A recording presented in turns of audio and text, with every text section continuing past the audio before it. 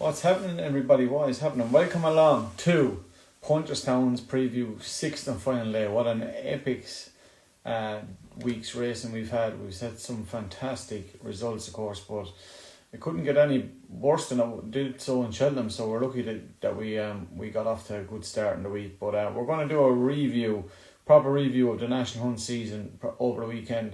But I'm going to preview day 6. And also give you a 1,000 and 2,000 Guineas preview as well. But before all that, let's just give a quick recap on the 5th day's action at Punchestown. The first two races were both National Hunt or Hunters Chases. The first one went the way of a trainer that's going to make a name for himself, Ian McCarthy, ridden by Owen McMahon, Fountain House, Even Money. I definitely think there was a popular winner there. There was the big cheer when he came back in. Then we went to the second Hunter Chase, went the way of Emmett Mullins, trained It's on the Line for Derek O'Connor. And that was the start of a Emmett Mullins treble. Then we went to the Grade 2 Mayor's Chase, and I said Dino Blue would probably win. She did so 4-7, 35 lengths, but it just looked like she's just really enjoying her racing at the minute. And as I said, the man on board is absolutely on fire, Mark Walsh. Then we went to the second winner of the Emmett Mullins treble. That was C Music, 28-1, getting the better of Blizzard of Oz by a head back in second. Donna Myler showcasing why he was, I think he was champion condition there a couple of years back, but he was grey bone winner a couple of years back anyway. Cracking rider is Donna Myler, and when himself and Emmett combined, they very rarely leave without some prize money. Then we went to the Champion Novice Hurdle Grade 1, and I previewed this, and I said final demand if he comes back. I was so sweet in this, like going to Cheltenham. He was one of my naps, if not my nap at Cheltenham. It was definitely my fancied of the novices hurdles going over, and just disappointed. So I was just saying that if he got back, you'd know early on. And the way Paul just set up on him, he kind of knew. You know by Paul's language when he's sitting on one with real enthusiasm and his fire under him. So final demand absolutely trounced him by 16 lengths. I did say Mr. Percy, if he ran, to put him in the each way play, but he didn't run. But watch out for him wherever he goes next. But he's another one I want to touch on anyway, because I did select him on my Racing TV challenge to be my horse of the season, and since I selected him, he's only ran 3 times. He was second at 8-1, he won at 16-1, and he had one misfire. But yeah, Mr. Percy is definitely a horse that I would watch for next year. Then we went to the feature race, the Champion Hurdle, and I went for Stateman to regain his crown, and he did so. As I said, we're in Cheltenham that day, and the vibes about him, and I just think even his fall going to the last leg, when you look at Paul's body language in the Champion Hurdle over at Cheltenham, he knew, even before Constitution him went down, I said it in my preview, that he had some horse under him, he was back, and he was like that today, and he jumped him out, bowled out, and when you see Paul going out making a running like that, you know that there was plenty of horse underneath him. He ran him to the ground, 4 3/4 of a length back in second. Was Golden Ace, who rallied well to regain the second spot from a horse that I said that would run okay, Carrigeese, but I wasn't selecting her each way because there was only 2 places. She finished back third, but she looked like she was home and host to fill a 1-2 for Willie Mullins. But fair play to Golden Ace, who stayed on back in second. The champion hurdler in Cheltenham, she stayed on to be second, and yeah, I was really impressed with her staying on to be second. But Stateman, all business. Constitution Hill, where does he go from here? Probably just needs a break now and see what happens when he comes back next season. Then we went to the penultimate race in the car. That was a novice hurdle, and Gordon Elliott and Jordan Gainford combined here with Cashdale Lad, 13-2, getting the better of Charisma back in second, 3/4 of a length, 5-2 favourite. Of one we selected didn't run. And then we went to the final race in the car, which was a bumper over 2 miles 2, and the third leg of the Emmett Mullins treble. This time with young Gleeson on board. Soldier Milan, 5-2, getting the better of a horse that we selected last night, 3-1, King Rasco Gray, who was backed into 11-8 at one stage for Willie Mullins and Jody Townend, but taking nothing away from the winner. Winner was very good in the day, and is definitely an exciting prospect in those very shrewd owners of Paul Byrne. But that was the 5th and second last day of Punchestown. Let's kick straight into the 6th and final day. We get underway at 2:30, and it's a cross country race to get us started. It's a very open contest here. I've no selection in the race. A lot of these have ran early in the week. Bustleton Don't know, will he turn back up? If he does, he's going to take a bit of whack in Postleton. Like when these lads when they start taking to these national or to these cross country fences, they're very hard to peg back. He's 72 at the minute, but it'll all depend on whether they run or not. I'm not actually going to have any selection in the race, so we're going to kick straight on to the second race on the card. The 305, the 4 miler is 26 declared here, 5-year-olds plus handicap chase.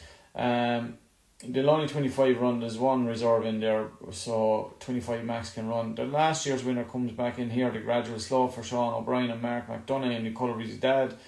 He's 20-1, same price roughly as last year, but I have one in the race that I really like. Outside the door for Pori Roach, Alan Kelly combining here. This lad, he's actually only really had one bad run in the last year or so, and I see him winning in Wexford.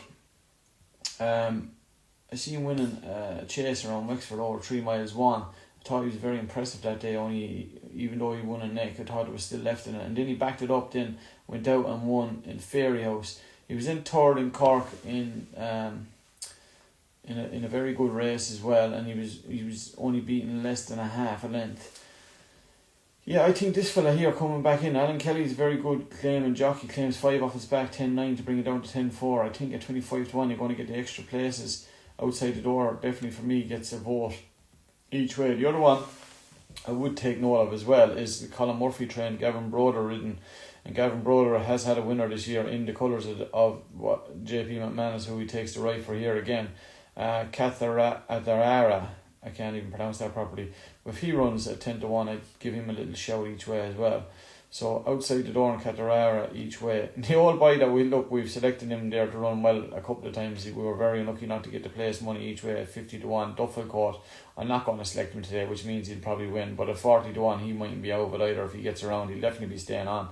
Then we go to the first grade one of the sixth and final day. This is the Mayor's Champion hurdle over the 2.5 miles. Very warm on here, brighter days ahead, but she looked very tired in Cheltenham, I thought, and that might have taken a lot over. I'd just rather take a chance here at maybe Jay de Gruchy at 5-2, Willie Mullins, Paul Townend. But again, it's a race I'm not going to have a bet in, really. It's a race I'm not going to have a bet in. Yeah, because brighter days ahead, it looked like she was tired in Cheltenham, and that might have taken a lot out of her, I just think. So look, she could bounce back to her start of the season, but the way Gordon's horse has been firing, look, I know he's had a winner or two this week, and I've selected one of his there earlier on, but yeah, I'm just not going to get stuck in an 8-15 shot here, coming back from that very poor run in the Champion hurdle. And then we're going to go to the 3 mile handicap chase. What have I selected here? It's been so long since I went through this card, I can't even really remember. No, I can't. I have one down the bottom. Oh yeah, last year's winner, Menaka Kruner. I think he is a right chance here. Look, I was saying about Gordon earlier on, I'm totally contradicting myself here, but this lad's back to the same mark as he has last year. He's got some cracking form around the track, especially, and he's won over the course and distance taking this race last year. You're going to get them extra places, Menalika Kruner here at 25-1. I'm just willing to take a chance here each way. Sam Ewan, if you go back to 5 runs ago, he was a winner around here, and then only for being pulled up around here, he's got some cracking form around the track. So yeah, I'm going to go with Menalika Kruner here. Early on, and if he's out and about there and full of running early on, you're going to get a run for your money at 25s. Then we're going to go to the 4-year-old grade 1 hurdle over the 2 miles here. This is a very interesting contest here. A lot of them are coming back from the Triumph in here. The 100-1 winner Pineros for Willie Mullins, Paul Town and Tony Bloom's colours. Lambala, who he ran down that day, only by a neck, 6-4. And then you've got Hello Neighbour as well. They're all taking their chance again. But the one I'm sweet on here each way, and hasn't faced any of those main protagonists, is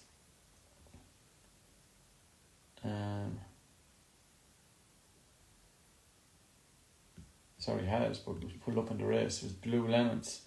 I was sweet on him, but I see him winning Gorn, and I just thought it was impressive enough that day. But then obviously was pulled up in the Triumph, was very well supported that day, 28s into 12s, but pulled up.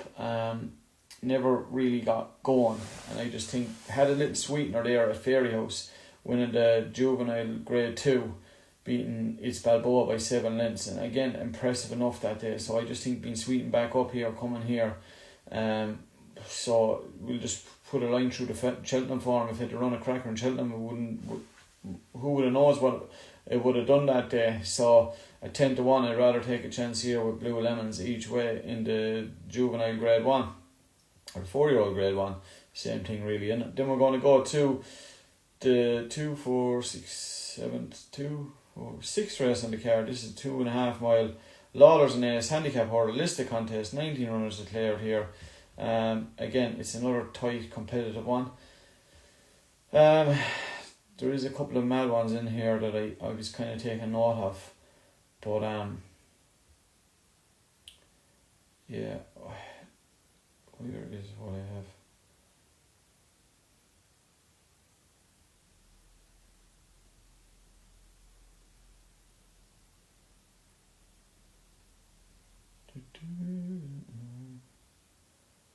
Yeah, no. This is what happens when you go live.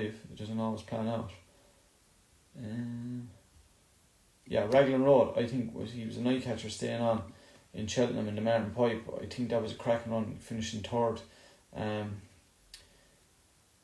Yeah, I think that behind Wadu, that could take a bit of whacking each way here. You're getting an each way price at the minute. I think you should definitely run into places off that run. And the other one I might give a little squeak to as well. Totally have to lose my notes on this one now. Bear with me. Was Stormbreaker. I know it's a bit of a mad one, 40-1. Sean O'Keefe comes in for the ride. Actually ran in the Martin Pipe. Was beaten 18 lengths or so that day, but I think there's little snippets in here coming in off a bottom weight. Sean O'Keefe, very, very capable rider. Willie Mullins, there's no point even mentioning what Willie Mullins can do. You're going to get them extra places. Stormbreaker for me at 40-1 is definitely worth €1, €2 each way. Then we're going to go to the penultimate race on the card. This is actually the final race of the Benton Prospects, really, because the race after this is a charity race. It's a bumper, very short one here for Willie Mullins, Quantum Boy, winner of a point in Dromahane House with Derek O'Connor. Paddy takes it right here. JP owns it. Yeah, look, this could be something special. I'm not going to actually bet in this race. Well, I'm not going to bet on that in the race. I think it could be. You could see something special here, really. But I'm going to leave it alone. There's a couple of shrewdies in there, and it's well stacked. So I'm going to leave that one alone. That will conclude the racing from Punchestown for 2025, and it will conclude the National Hunt season. We've had a cracking week. We've had 2 33-1s. There was a 40. Well, one of them was 40-1. We had a 7-1. We had a host of 16-1 places. We had a couple of bigger. We had a 7-1 winner. As I said, we had 2 or 3 6-4s and 2-1s and whatnot. So we had a decent enough week from small investments that we normally do, and it was good to get those winners on the board, especially the bigger price ones, and landing that big double on the third day. But that's Punchestown in the bag. We'll do a bit of a review. Might get James on to do a bit of a National Hunt review. Maybe take something from the season. And look, it's been a long season, a very good season, but there's been a lot of downs as well. But look, racing is a tight knit community, and a lot of people came together. Anyway, look, we'll move on. We're just going to go straight to the feature race of Newmarket. Tomorrow, the very first classic of the season. It's the 2,000 guineas over the mile. 11 colts declared here. It's an interesting one. I really sweet on Field the goal here. I think, look, the way he won the Craven that day and the way he should improve from it, Kieran Schumacher, I thought was very, very good in him. And it's great to see him getting on one of these favourites for Gary there. Super Asher. Look, Gary, we can get lucky now and again.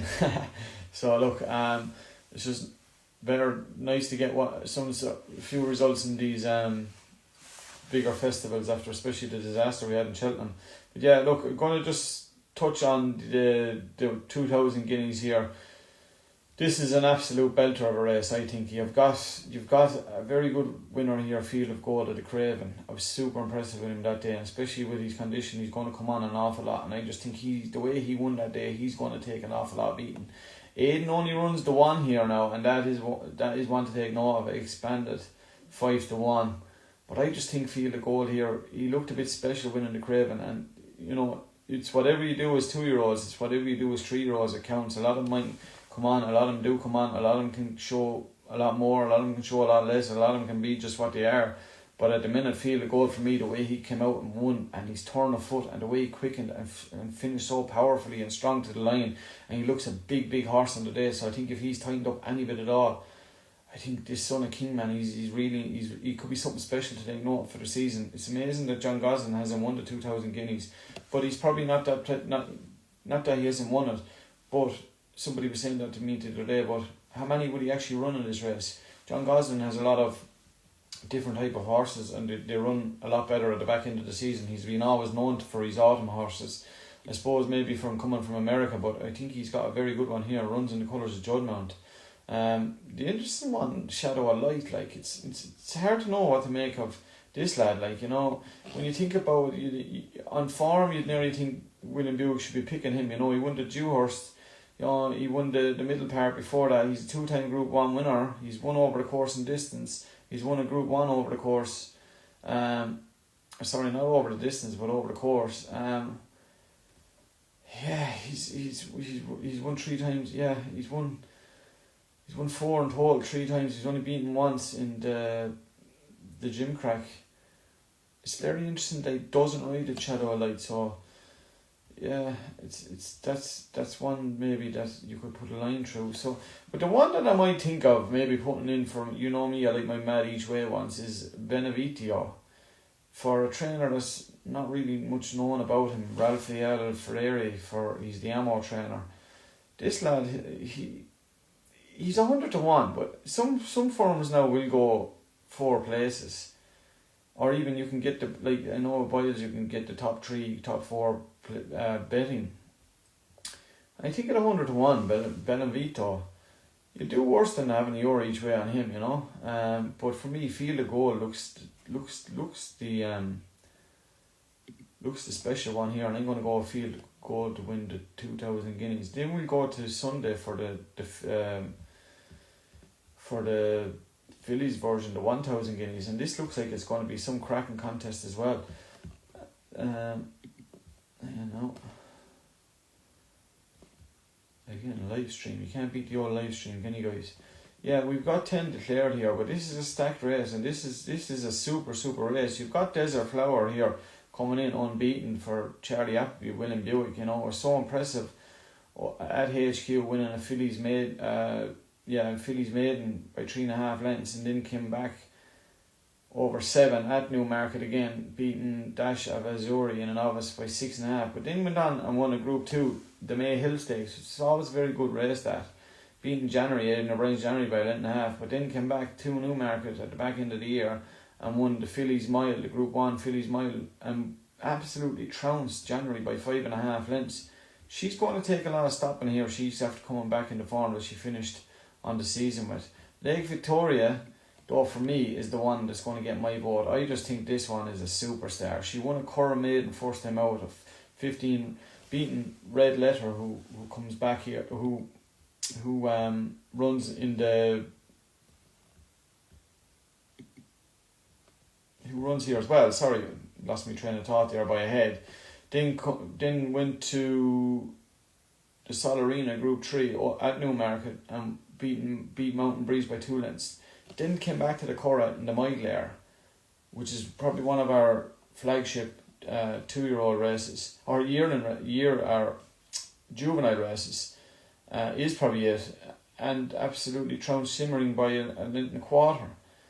Then came back to the Cheveley Park in the Group 1, won by 3 lengths, beating Daylight, but then went to Del Mar, and she was so impressive winning the Breeders' Cup Juvenile Turf over the mile. Like, if she's anywhere right, like Lake Victoria, I think she's going to take some stopping here. She's second favourite at the minute. Look, the two of these are absolute superstars, and if they come through the winter like they finished their spring campaign, or their juvenile campaign, sorry. This is going to be some cracking race. The two of these eyeballing each other. It'll be like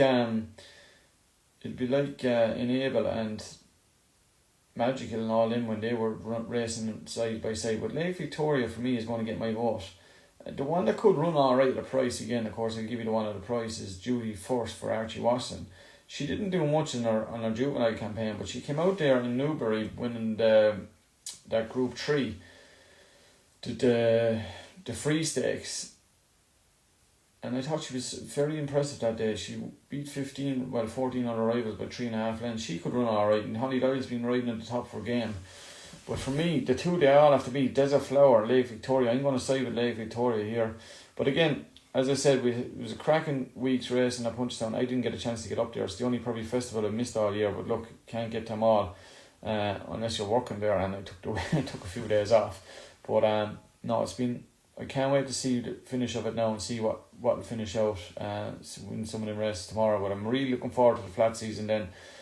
The 1,000, 2,000 guineas. They're two cracking races. I think Field of Gold is a bit special, and I also think Lake Victoria. I think the two of them will get the job done. But then them two outsiders as well, put them in as well each way. Those are my Punchestown Day 6 selections, and they're also my 1,000 and 2,000 guineas selections. Cheers for all the likes, support, shares during the week, and I hope we'll get on. Maybe we might wait till Sunday. Look, we have also the Kentucky Derby in Oaks. Big shout out goes to Ben Curtis, who joined me this morning live at Churchill. And he's going to be riding in less than an hour in the Oaks, Drexel Hill. That was a 40-1, so hopefully he can run into the money and do the unthinkable and win the Kentucky Oaks. Then we've also the Kentucky Derby tomorrow night after the 1,000 guineas, day 6 of Punchestown, and then we have the 2,000, after the 2,000 guineas tomorrow, and then the 1,000 guineas on Sunday. It's absolute cracking racing, it's been a cracking year's racing so far, and we're only getting started. So again, hit the like and share button. I will talk to you again very, very soon. Cheers, guys.